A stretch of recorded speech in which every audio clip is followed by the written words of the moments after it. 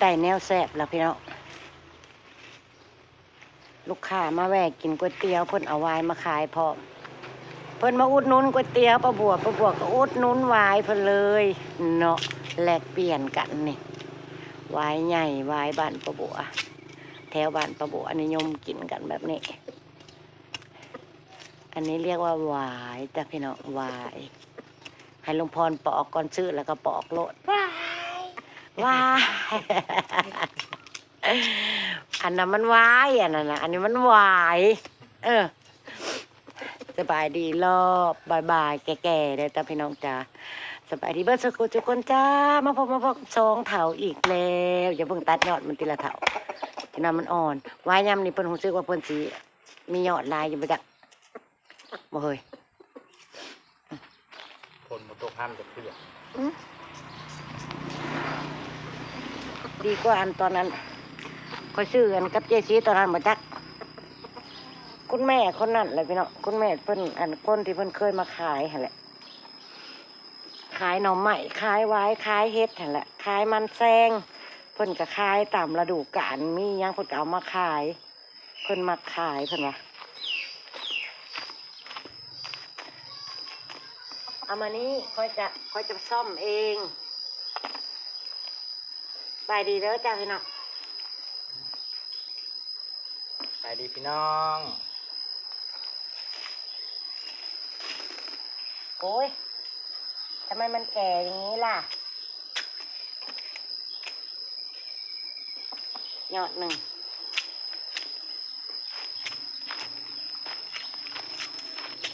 ให้ลุงพรปอกป้าบัวสิเป็นคนสอม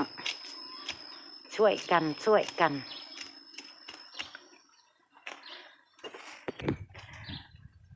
ปอกไว้พี่น้องปอกไว้รถตอนว่างนี่ครับพอมื้อแรงก็ฮอดยามแต่งกินก็ออกมาอ้อมรถเนาะจักสิอ้อมใส่หยังพี่น้องจะอ้อมใส่อะไรดีเนาะถึงจะแซ่บใช้บัตรนี่ลูกค้าบอกโมเมนต์ที่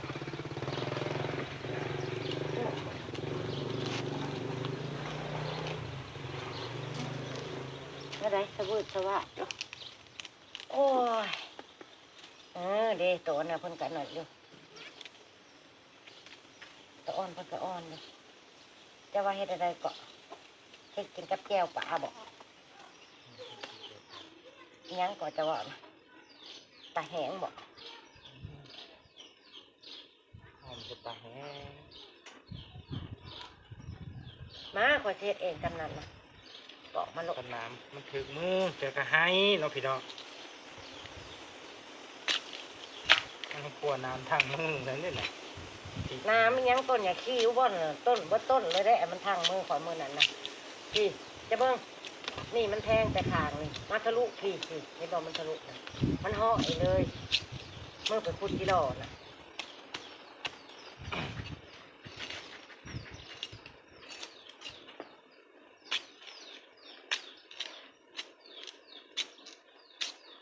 คันมีเห็ดพอในอ้อมใส่เห็ดพอเนาะพี่น้องคือสิแสบเนาะโอ้ยอยากกินเลยมันจะบ่อยถูกเบิดแล้วไผ่บ่มีไผ่มีกับมาขายเห็นแล้วทอดจะกินเห็ดเพาะเด้3,500เลยโอ้ยมันถึกไปแล้วซ้ำนะปอกกับบ่แม่นมืออาชีพเผยเนาะปอกกับบ่อยากปันได้แล้วบ่ถาวร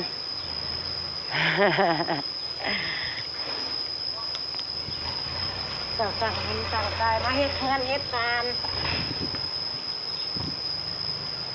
จานนั้นนี่เด้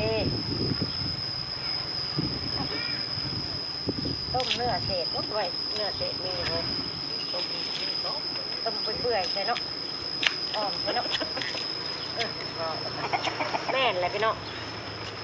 ป้าบัวจะอ้อมใส่เนื้อเปื่อยเอา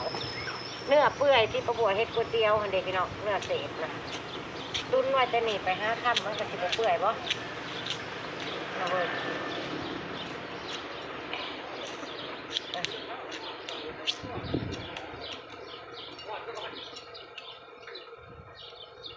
ต้อง เอาให้หมด ซื้อแพงนี่50,000เลยนี่พี่น้อง50,000เลยจะเงาะเลย2 4 6 7 8 12 14นะไป14เนาะพี่น้อง50,000ได้14ยอ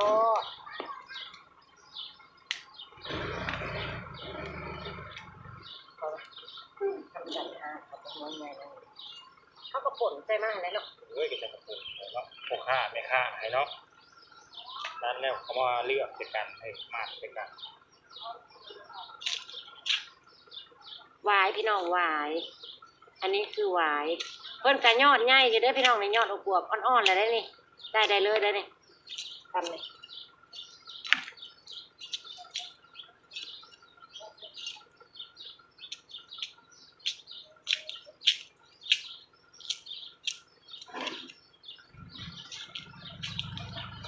เอางามอยู่นี่ยอดใหญ่ๆงามๆนี่พี่น้องยอดงาม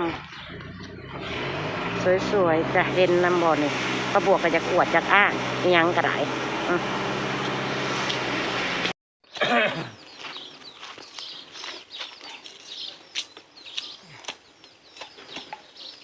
โอ้ยยอดอ่อนดี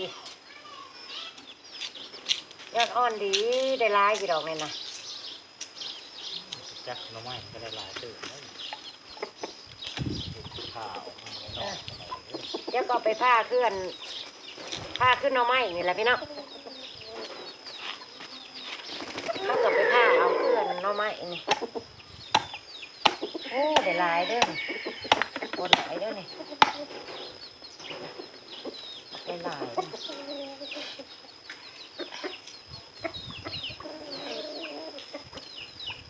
50 บาท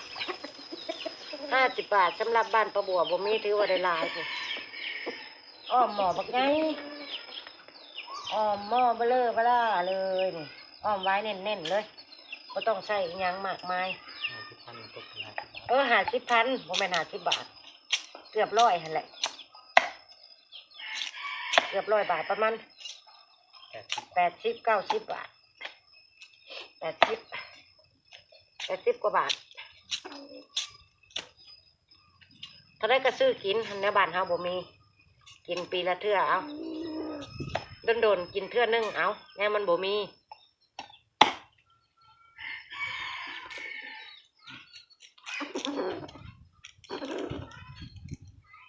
ว้าวก็ได้หลายอยู่เด้อนี่เด้อพี่น้องไปจักแซ่น้ำเกลือมื้อแรงก็เอาออกมาอ้อมโลดแล้วเรียบร้อยเอาบุญนี่แห้งก่อน ยังไปเราจะเข็นไปใช่ปะเนี่ยเราไปชงกับเจ้าก็ยิงไปจ้ะนี่อันนี้ก็โซฟีโซโนได้เยอะอยู่นาพี่น้องนานะมาเด้อพี่น้องมื้อแรงเมนูอมไว้ได้มื้อแรงนี่แกงมาไว้คมตอนนี้เตรียมไว้ก่อนเดี๋ยวพ่อบอกก็สิไปจักหน่อไม้นี่แหละพี่น้องฟานคือฟานหน่อไม้นี่แหละนี่หน่อยยาวๆอวบๆเนาะยอดยาวๆอวบปีเลยพี่น้องได้ลายอยู่เป็นท่อนเอาไปผ้าครึ่งพี่น้องเนาะแช่น้ำเกลือไว้บาดนี่สำหรับครอบครัวปลาบัวนี่ห้วยมันช่องเถื่อกินมดอยู่บ่กิน3 มื้อกับบ่เบิดแบ่งให้อันนั้นเลยนี่แคนมี่นะอ้อมแต่ปลาแห้งก็คักแซ่บปลาแห้งฮะบ่มีตินี่ไปมีปลาแห้งส่งมาให้ลุงพรเลยที่อ้อมจะวายจ้าวายบ่ไปเงินมานั่งปอกอยู่ห่มใหม่พี่น้องเดี๋ยวไปซ้อมอยู่พุ่นละหน้าห้านพุ่นละนี่อุ้ยงามดิเท้ากินกับอันป่นกับแจ่วโลกก็จะกว่าแซ่บบ่จังเนี่ยนะสอนวายมีไผมากินแน่พี่น้องมีไผมากินแน่อ้อมวายนี่แม่ประบัวตะกี้ประบัวก็มักอยู่คันวายอันนี้นะคันวายน้อยอันอยู่น้ำปลาอันนั่นนะให้กระเตะมันคมมันเกินประบัวว่ะคันอันหัวน้อยๆป้อมๆนะพี่น้องวายโคที่เพิ่นขุดเอาน้ำปลาน้ำอันนั้นนะขุดเอาทั้งหัวทั้งอันนั้นนะประบัวว่าคมแห้งโพดบ่อยากกิน ขั้นนี้ใครแน่อันนี้เพราะเพิ่นพอดีมีความรู้สึกว่าเพิ่นคมนิดๆนะพอดีแซ่บหาอันไหนมาใส่วะหาน้ำเกลือมาใส่ก่อนน้ำเกลือมาแส่ก่อนโอ้ยเมื่อยน้ำอีเถานี่เด้เห็ดยังแหน่นะ วายบุมีน้ำไปยังไงปักเนาะพี่น้อง ทิ่มไว้ป่านยังเห็ดยาวๆรถควรกินรถนะเฮ้ยเนาะเห็ดยาวๆรถประบวชที่เห็ดยาวๆรถเห็ดท่อนยาวๆเลยจะกินหวายเน้นๆจ้ะจะกินคำโป่งๆ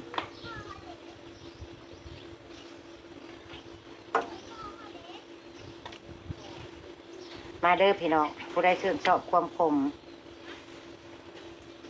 มาเบิ่งมือแรงประบวชสิอ้อมให้เบิ่ง หวานเป็นลมคมเป็นยานะจ๊ะ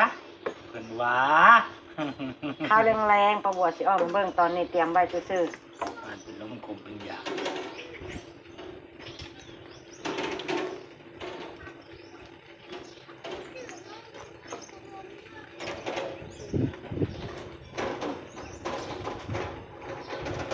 ข้าวยาวๆเลย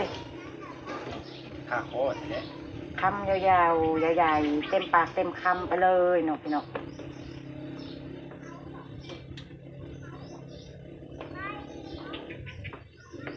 โอ้อ้อมใส่เห็ดพอนี่ห้วยแซ่บจะบอกใครเชียวเลยแหละพี่น้อง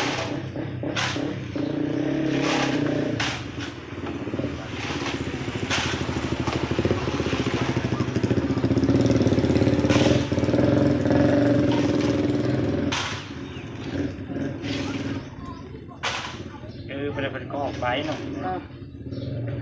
เป็นไฟนั่นแหละแล้ว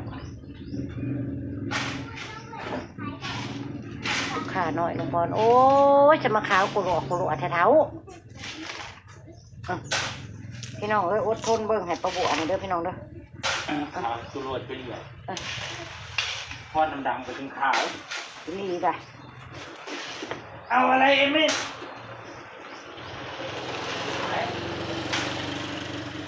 อันเดียวป่ะ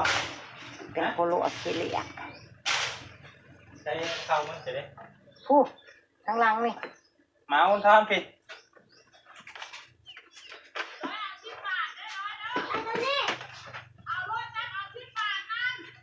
เอาอีกอันนึงตัวใดเก่าแล้วเอาอีกอันนึงไปเอาตัวไหนจะเอาให้นี่นี่ตัวได้ มาจำนี่จะกินปันไดบเวนหน่อยๆแล้ว ได้ลงเลือกทางทาง